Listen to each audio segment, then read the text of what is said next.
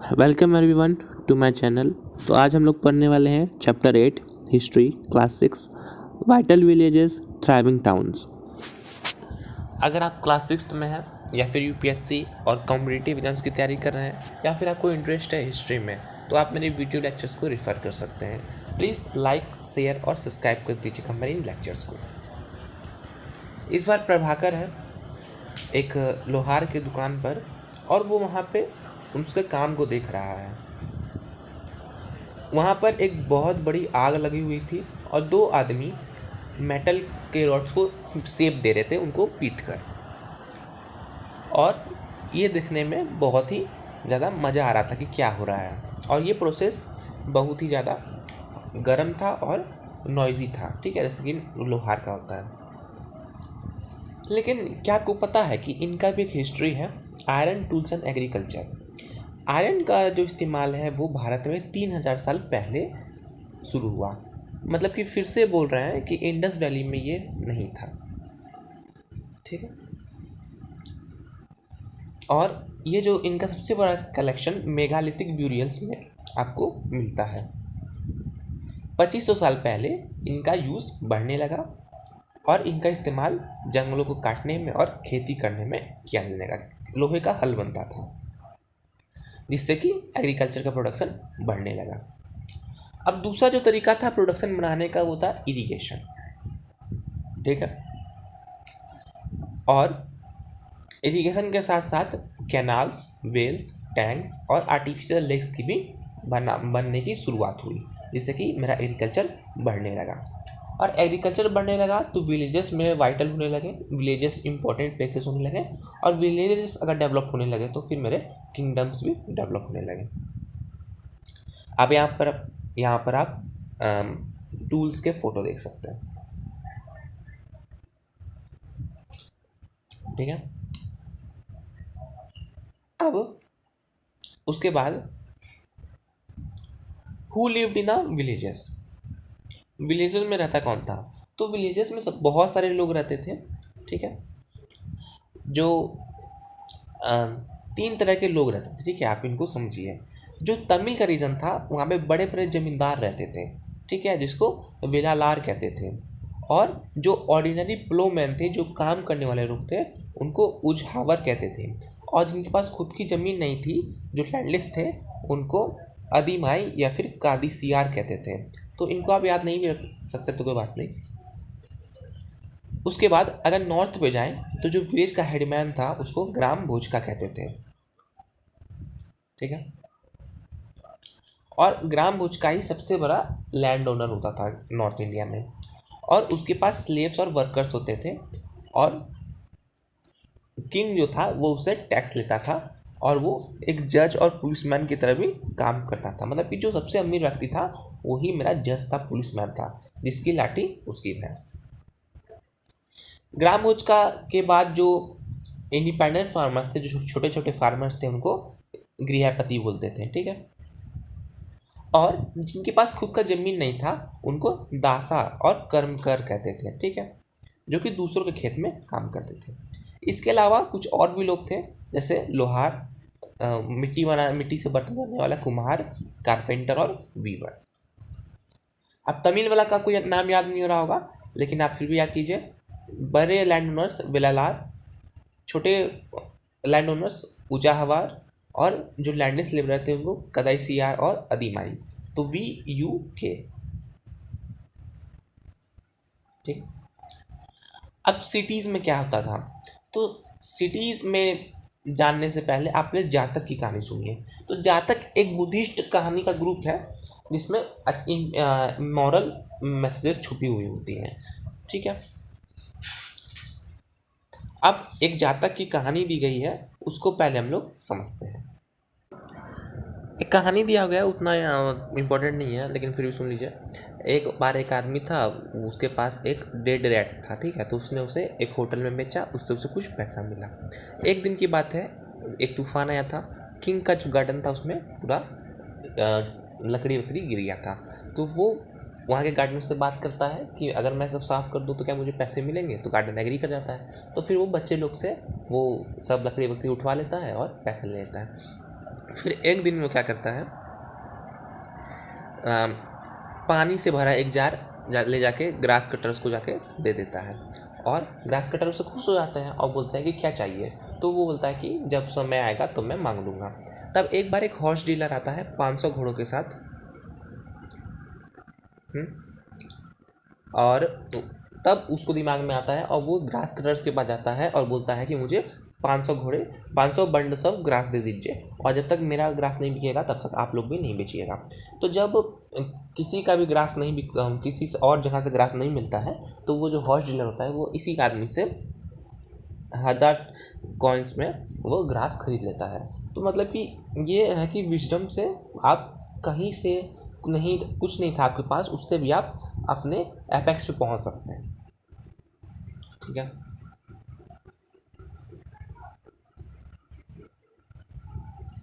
उसके बाद बहुत सारे तरीके थे जिससे कि हम लोग उस समय की ज़िंदगी के बारे में जान सकते हैं। ठीक है, जैसे स्कल्पचर्स, जो पेंटिंग्स बनती थी, उससे जान सकते हैं, है ना। रेलवेज, रेलिंग्स पे, पिलर्स पे, गेटवेज पे, बिल्डिंग के वहाँ पे पेंटिंग बनाए जाते थे। ठीक है।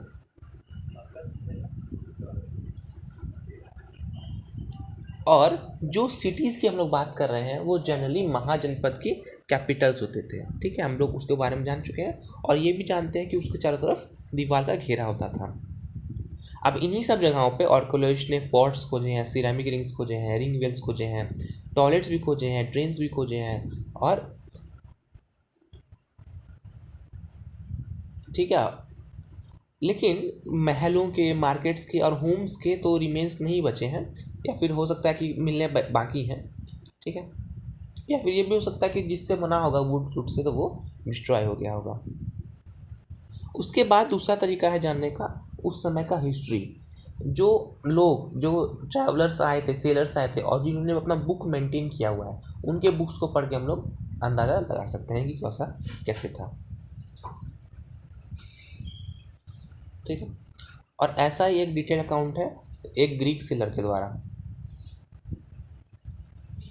आप यहाँ पे फोटो में देख सकते हैं स्कल्पचर्स। फिर से एक कहानी है एक ग्रीक सेलर के द्वारा। उसने story of Barygaza the Greek name of Bharuch, Bharuch के बारे में कुछ लिखा है। क्या लिखा है कि वो गल्फ बहुत ज़्यादा नैरो है और नेविगेट करने में बहुत ही ज़्यादा मुश्किल है, और शिप्स जो है उसको स्किलफुल लोग ही चला सकते हैं और एक्सपीरियंस्ड लोकल फिशरमैन ही चला सकते हैं। और जो इंपोर्ट होता था वो था wine, copper, tin, lead, coral, topaz, cloth, gold and silver coins. और जो एक्सपोर्ट होता था वो था ivory, agate, carnelian, cotton, silk और परफ्यूम्स। मर्चेंट्स लोग किंग के लिए स्पेशल गिफ्ट्स लाते थे, जिसमें silver, singing boys, beautiful women, fine wines और फाइन क्लोथ्स होते थे। ठीक है, अब हम लोग पढ़ते हैं कॉइन्स, सिक्के के बारे में। तो आर्कियोलॉजिस्ट को कॉइन्स भी बहुत मिले हैं। ठीक है, और जिसमें सबसे ज़्यादा पुराना था पंच्ड मार्क कॉइन्स, जैसा कि आप लोग फोटो में देख सकते हैं। पंच्ड मार्क कॉइन्स क्या होता है? तो punched mark coin generally rectangular, square या फिर राउंड होता था, और ये इंस्क्राइब्ड नहीं होते थे, मतलब इसमें कुछ लिखा हुआ नहीं होता था, बल्कि पंच मारा हुआ होता था डाइस या फिर पंचेस से। ठीक है,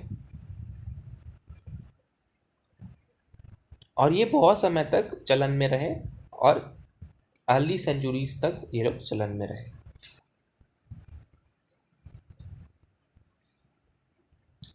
सिटीज विथ मैनी फंक्शन। ठीक है, अब कुछ जो सिटीज़ थे वो एक से ज़्यादा फंक्शन करने लगे। ठीक है, देखिए सिटीज़ जो थे उनके आप लोग सुनिए, जैसे कि मथुरा। मथुरा 2500 साल पहले एक इम्पोर्टेंट सेटलमेंट था। अब ये जो शहर था ये ये क्रॉस रोड्स पे था, दो मेजर रूट्स के क्रॉस रोड में था, मतलब कि एक रूट इधर से इधर जा रहा है, एक रूट इधर से इधर जा रहा है, तो उसके बीच में मथुरा था। नॉर्थ वेस्ट यानी कि राजस्थान साइड से ईस्ट की ओर, बिहार जाने की ओर, और नॉर्थ से साउथ जाने की ओर ये मथुरा बीच में पड़ता था। और इसके चारों बगल फोर्टिफिकेशन थे और बहुत सारे श्राइन्स, मंदिर वाले वगैरह थे।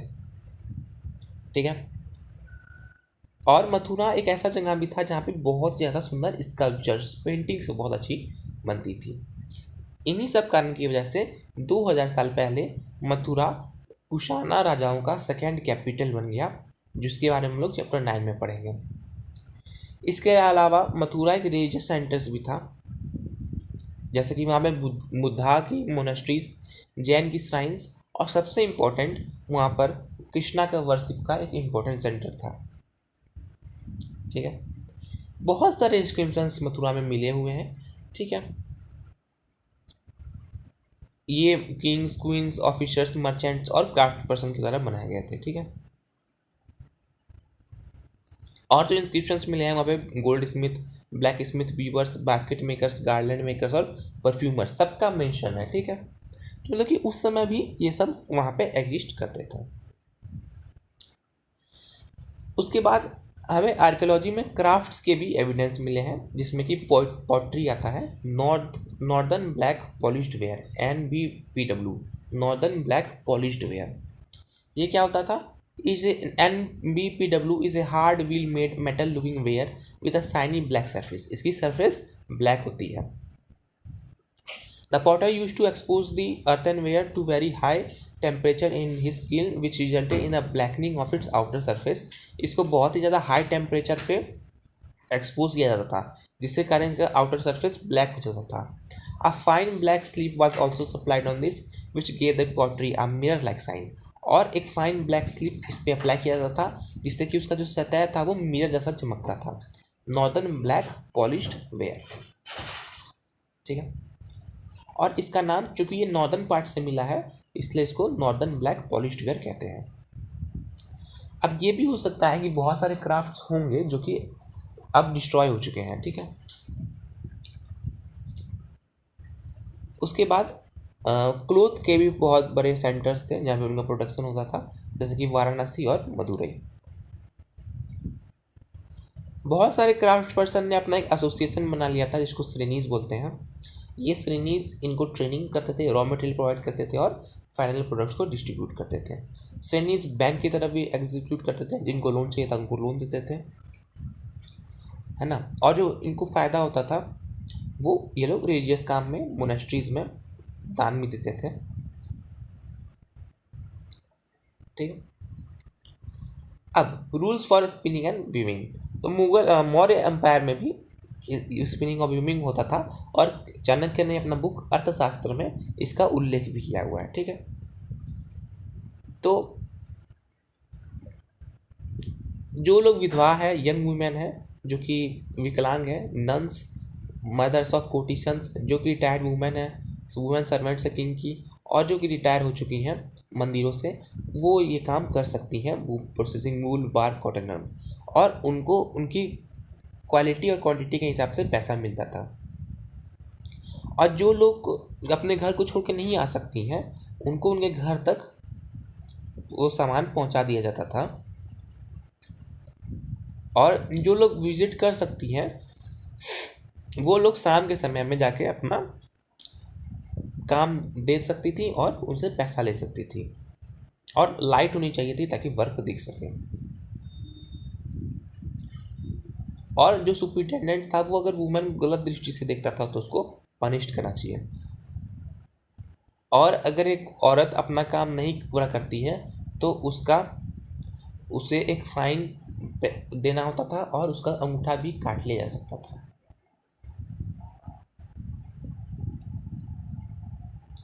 ठीक है, अक्लोजरुक अरिकामेडु, पुदुचेरी में एक जगह है अरिकामेडु। ठीक है, आज से 2200 से 1900 साल पहले अरिकामेडु एक कोस्टल सेटलमेंट था, जहाँ पे शिप्स अनलोड होती थी दूर दराज के क्षेत्रों से। ठीक है, तो अरिकामेडु एक कोस्टल सिटी था। A massive brick structure which may have been a warehouse was found in this site. तो वे एक वेयर हाउस, स्टोरेज करने के लिए घर वहाँ पे मिला है। सही बात है। Other find include pottery from Mediterranean region such as amphorae, double tall handle jar that contains liquid such as wine or oil, and stamped red glazed pottery known as Aretinware which was named after a city in Italy। तो अलग अलग जगहों का, जो कि वो coastal region था, तो अलग अलग सामान आता था, तो वो सब मिला है। There was another kind of pottery which was made locally through Roman design were use. अब एक लोकल पोर्ट्री भी मिला है जिसमें रोमन के डिजाइन हैं। Roman lamps glassware and gems have been found at the side. और रोम के जो लैम्प्स ग्लासवेयर और जेम्स होते हैं वो भी फाउंड हुआ है, मतलब ये रोम से उसका अच्छा कनेक्शन था, ठीक है। उसके बाद small tanks have been found that were probably dyeing vats used to dye clothes. Dye करने का भी सामान मिला हुआ है वहाँ पे, और बीड्स बनाने का भी सामान मिला हुआ है। तो ये सब चीज़ वहाँ पे एक्सपोर्ट होता होगा, इंपोर्ट होता होगा, इसलिए वहाँ पे मिल जाएगा। अब यहाँ पे क्वेश्चन में लिखा हुआ है list the evidence that indicates that there was contact with Rome. तो चूंकि वहाँ पे रोम का ग्लासवेयर लैम्प्स और जेम्स मिला है, और वहाँ पे जो पॉटरी यूज़ होता है उसमें भी रोमन स्टाइल ही यूज़ होता है, ठीक है, तो इसलिए हम लोग बोल सकते हैं। एल्सवेयर, अब इस बार एल्सवेयर में है रोम। रोम यूरोप का सबसे पुराना सिटीज़ में से एक है, और जिस टाइम गंगा वैली में सिटीज़ यानी कैसे 2500 साल पहले बने थे उसी टाइम रोम भी बना है, ठीक है। रोम एक कैपिटल सिटी था, ठीक है, और यहाँ के एक इम्पोर्टेंट राजा थे अगस्तस, जो कि 2000 साल पहले राज किए थे। इन्होंने ही एक रोम को एक सिटी ऑफ ब्रिक से एक सिटी ऑफ मार्बल में कन्वर्ट किया था, ठीक है। और वो फिर जो मेन यहाँ का चीज़ था वो था एम्पी थिएटर्स, जो कि ओपन एरिना होता था जहाँ पे सिटीजन्स आते थे और शोज को देखते थे, ठीक है। और आसपास एक ह्यूज वाटर सप्लाई भी बनाया गया था ताकि पब्लिक बात के लिए वाटर आ जाए, फाउंटेन्स और टॉयलेट्स के लिए बना दिया जाए। अब क्वेश्चन है कि why do you think the amphitheatres and aqueducts have survived, क्यों सर्वाइव किए होंगे? तो इसलिए सर्वाइव किए होंगे क्योंकि ये पब्लिक प्रॉपर्टी थी, तो राजा लोग इसको प्रोटेक्ट करता होगा, इसलिए ये लोग सर्वाइव किए गए। इसके अलावा कोई भी इसे तोड़ फोड़ नहीं कर सकता था क्योंकि ये गवर्नमेंट की प्रॉपर्टी थी। प्लस ये भी हो सकता है कि उसका मटेरियल बहुत ही ज़्यादा अच्छा था क्योंकि उसको बनाया ही ऐसा गया होगा ताकि वो जल्दी से डिस्ट्रॉय ना हो, ठीक है। तो हम लोग ने इस चैप्टर में मथुरा, अरिकेडू और रोम के बारे में पढ़ा। Dash was a word used for large land owners in Tamil, तो इसको याद रखना, यू से कुछ नाम था, ठीक है, उसाकर वगैरह आप देख लीजिएगा। द ग्राम भोज का often got is land cultivated by the, तो किसके द्वारा? तो वो जो कर्मकर्स होते थे, दासा कर्मकर्स, उनके द्वारा कल्टिवेट किया था। तो अब गृहपति तो इंडिपेंडेंट फार्मर्स थे ना, तो वो तो नहीं करेंगे। Ploughmen were known as dash in Tamil, तो वी से जो नाम था एक बार देख ही लेते हैं क्या नाम था। ये सब आपको याद करना है क्योंकि ये पूछ सकता है। हाँ, आ गया।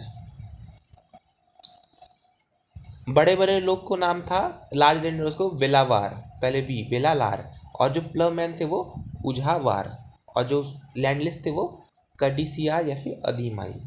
वेलावार, उजावार, पहले भी तब यू तब के, वेलावार, उजाहार। Most grihapati were small land owners. Describe the function हुआ मोस्ट का, तो वो जज था, वो पुलिसमैन था, किंग उसे टैक्स लेता था, उसके पास सबसे बड़ा लैंड था, वो कर्मकर से काम करवाता था, है ना।